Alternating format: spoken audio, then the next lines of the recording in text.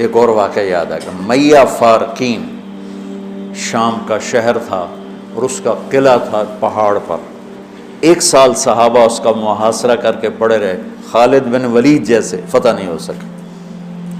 تو خالد بن ولید رضی اللہ تعالیٰ نے اعلان فرمایا کہ سارا لشکر روزے رکھو کہ اللہ اس کو ہمیں فتح کروا دے. پہلے دن روزہ رکھا گیا. خالد بن ولید افطاری کے لیے خیمے میں آئے تو افطاری کوئی نہیں تھی، تو ان کو خیال آیا غلام میرا بیمار ہوگا، انہوں نے پانی پی کے روزہ افطار کر لیا. اگلے دن پھر ان کو خیال آیا، اگلے دن آئے تو پھر افطاری کوئی نہیں، پھر ان کو خیال آیا کہ غلام بیمار ہوگا، پانی پی کے افطاری کر لی. تیسرے دن پھر افطاری کوئی نہیں تو اس کو بلا لیا، کہا بھائی خیریت ہے، آپ بیمار ہیں؟ کہا جی نہیں. کہا میری افطاری نہیں ملتی مجھے. کہا جی میں تو روز رکھتا ہوں. کدھر؟ کہا جی خیمے میں. کہاں چلی جاتی؟ کہا جی مجھے کیا خبر، میں تو رکھ کے چلا جاتا ہوں. کہا اچھا آج پہرا دیں. تو جب اس نے لا کے افطاری رکھی اور یہ ایک طرف چھپ کے بیٹھ گئے تو ایک کتا آیا اور خیمے کے پیچھے سے وہ گھسا اور وہ جو روٹی پڑی تھی اس کو منہ میں ڈالا اور بھاگ پڑا. خالد بن ولید فرمانے لگے یہ کچھ اس کے پیچھے راز ہے. انہوں نے کتے کے پیچھے دوڑ لگا دی.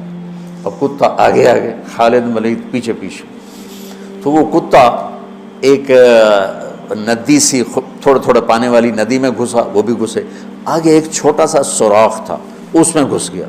خالد بن ولید لمبا قد اور پتلے جسم کے تھے، دیکھنے میں لگتے تھے جیسے کوئی مکے دی مار ہیں لیکن انہوں نے پہاڑوں کو راستے سے ہٹا دیا. سیف اللہ، اللہ کی تلوار. زید بن، آپ نے موتا کا لشکر بھیجا تو آپ نے کہا تمہارے امیر ہیں زید بن حارثہ، یہ شہید ہو جائیں تو پھر جعفر ہیں آپ کے چچا زاد، یہ شہید ہو جائیں تو پھر عبداللہ بن رواحہ، یہ شہید ہو جائیں تو پھر جس کو چاہو امیر بنا لینا.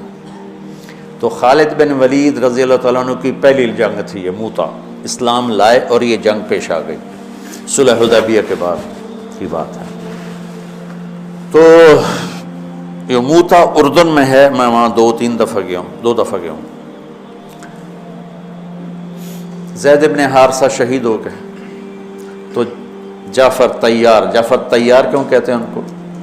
کہ ان کو جھنڈا پکڑا تو انہوں نے ہاتھ کاٹ دیا، تو انہوں نے دوسرے ہاتھ میں لے لیا، انہیں وہ ہاتھ کاٹ دیا، تو کٹے ہاتھوں سے جھنڈے کو یوں چمٹا لیا، انہیں پیچھے سے کاٹ دیا تو جھنڈا گر گیا. تو اللہ کے نبی مسجد نبوی میں بیٹھے ہوئے تھے اور فرما رہے تھے زید آگے بڑھ رہا ہے اور قتال کر رہا ہے اور وہ قتل ہوا اور وہ گیا جنت میں. پھر آپ نے فرمایا اب جھنڈا جعفر نے اٹھایا ہے اور وہ آگے بڑھا ہے، اس کے دونوں ہاتھ کٹے اور وہ گرا اور وہ گیا جنت میں. اور اس کے دونوں ہاتھوں کے بدلے میں اللہ نے جعفر کو 2 پر دے دیے ہیں جس سے وہ جنت میں اڑتا پھرتا ہے. اس لیے ان کو کہتے ہیں جعفر تیار. یہ اللہ کے نبی کی خوشخبری تھی کہ جعفر کو اللہ نے 2 پر دیے ہیں جس سے وہ جنت میں اڑتا پھرتا ہے. پھر آپ نے کہا اب جھنڈا اٹھایا عبداللہ بن رواحہ نے، وہ آگے بڑھا، قتال کیا، قتل ہوا اور تھوڑے لمحے کے بعد فرمایا وہ گیا جنت میں. جھنڈا گر گیا، اب کوئی اٹھانے کی ہمت نہیں رکھتا. تو ثابت بن اکرم ایک انصاری صحابی ہیں، انہوں نے جھنڈا اٹھایا، کبھی جھنڈا پکڑو، جھنڈا پکڑو، ہاتھ سے نکل رہی ہے جنگ. تو لوگوں نے کہا تو ہی پکڑ لے، تو بدری آدمی. ثابت بن اکرم بدری صحابہ، کہا بھائی میرے بس کا نہیں ہے، کسی اور کو پکڑاؤ. تو افرا تفری میں کس کے منہ سے نکلا خالد کو پکڑاؤ، وہ نہیں پتہ چلا، شور شرابہ تھا. تو کسی نے کہا خالد کو پکڑاؤ، یہ کہنا تھا کہ سب نے کہا خالد کو دو، خالد کو دو. اب اللہ کے نبی خاموشی سے اوپر دیکھ رہے ہیں، ایسے سامنے سناٹا اور ادھر یہ ہو رہا ہے. تو آخر سب نے کہا خالد تو جھنڈا اٹھا. وہ کہنے لگے میں تو نیا مسلمان ہوں اور میری پہلی جنگ ہے، بابا کسی پرانے آدمی کو دو. تو سب کہیں تو ہی لے، تو ہی لے، تو ہی لے. تو خالد نے ایک ہاتھ میں جھنڈا پکڑ کے دوسرے ہاتھ سے جب یوں تلوار لہرائی نا تو میرے نبی نے فرمایا اب اللہ نے اپنی تلواروں میں سے ایک تلوار کو نکال لیا ہے.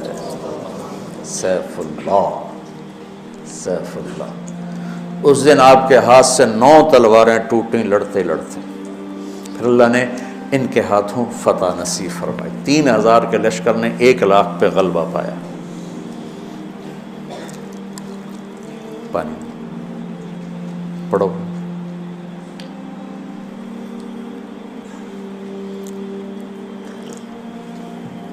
تو وہ اس سوراخ میں گھس گئے تھے، پتلے تو چلتے رہے سے رینگتے وہ سوراخ قلعے کے اندر جا کے کھلا۔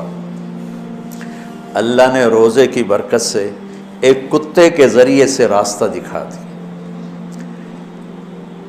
تو حضرت خالد بن ولید نے کہا بھائی 100 آدمی تیار ہو جاؤ، پتلے پتلے، آج رات فتح ہے انشاءاللہ۔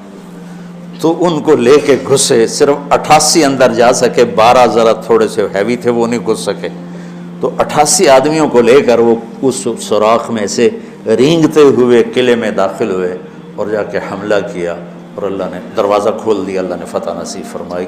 تو روزہ اور نماز دنیا اور آخرت کے کام بنانے کا وسیلہ اور ذریعہ ہے، اگر ہم اس کو یقین کے ساتھ کریں۔ جب مشکل پیش آئے اپنا ظاہری سبب بھی اختیار کرو اور نماز بھی پڑھو۔